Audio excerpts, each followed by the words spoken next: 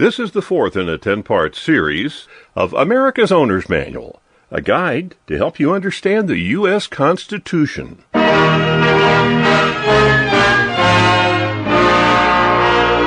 Most Americans don't know there was another U.S. government before the Constitution was drafted.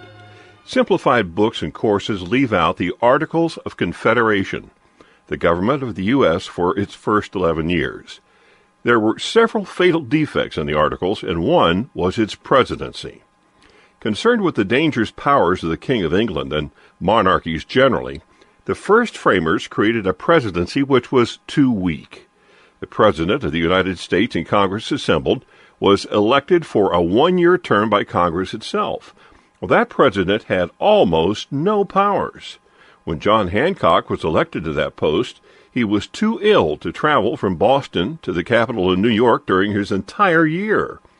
The government functioned as well, as poorly if you prefer, without him. One of the major defects the framers sought to solve in writing the Constitution was creation of a vigorous executive. They made the president the commander-in-chief of the military. They gave him the power to appoint all judges and major officials of the new government, subject to the Senate power to advise and consent. Most important, they gave him the power to veto legislation. It was not the absolute veto possessed by the royal governors of the American colonies and by the governor of one subsequent state. Instead, Congress retained the right to override the veto by a vote of 2/3 of each house. The task that most bedeviled the framers was the term and the manner of election of the chief executive. Proposals varied from a single term of 7 years to a limit of 2 four-year terms. Because George Washington, the well-respected president of the Constitutional Convention, opposed that limitation, the framers settled on no term limitation. Then, George Washington, as the first president, set an example of retiring after 2 terms. Respect alone held that practice in place until the 20th century. Once President Franklin D. Roosevelt violated that tradition, it was written into the Constitution as an amendment. The matter of electing the president was an even greater problem. The framers had serious doubts about direct democracy and rejected it in all 3 branches of government. For the president, they settled on the indirect process that people in each state would elect respected figures as presidential electors. They, in turn, would exercise their personal judgments in voting for presidents. This process started falling apart in just the 3rd election of John Adams as president.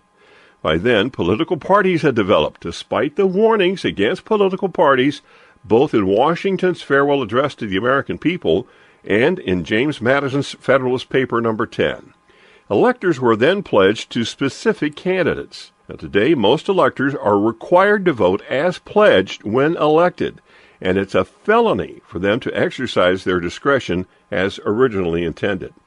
The college contains one continuing value. Because support for a president is measured state by state rather than in bulk, nationally, candidates for president must to some extent focus on most states, rather than merely focus on just the largest cities and ignore most parts of the nation. Alexander Hamilton argued in the Federalist No. 68 that the institution of the Electoral College would prevent men who offered only talents for low intrigue and the little arts of popularity from becoming President of the United States. I leave it to you to decide how many times the college has allowed people with talents for low intrigue and the little arts of popularity to become president. We've never been quite satisfied with the Electoral College. More than 10,000 potential amendments to the Constitution have been introduced in Congress over the centuries. More than 1,000 of those were addressed to the terms and the methods of election of presidents. None, of course, have ever come close to passage. 2 of the proposals were to choose the president by lot from among the sitting senators or sitting governors. Combine both of those, and most presidential elections and a great deal of bad television ads would have been eliminated, including the latter part of the 2008 election with 3 senators still in the running. Various proposals have been mounted lately to get around the Electoral College with legislation, but all are unconstitutional because the Constitution trumps mere law. The only reform which is remotely possible is district election of electors in each congressional district. And states can do this by simple legislation, as Maine and Nebraska already have.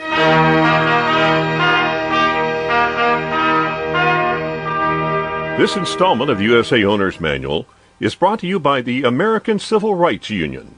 www.theacru.org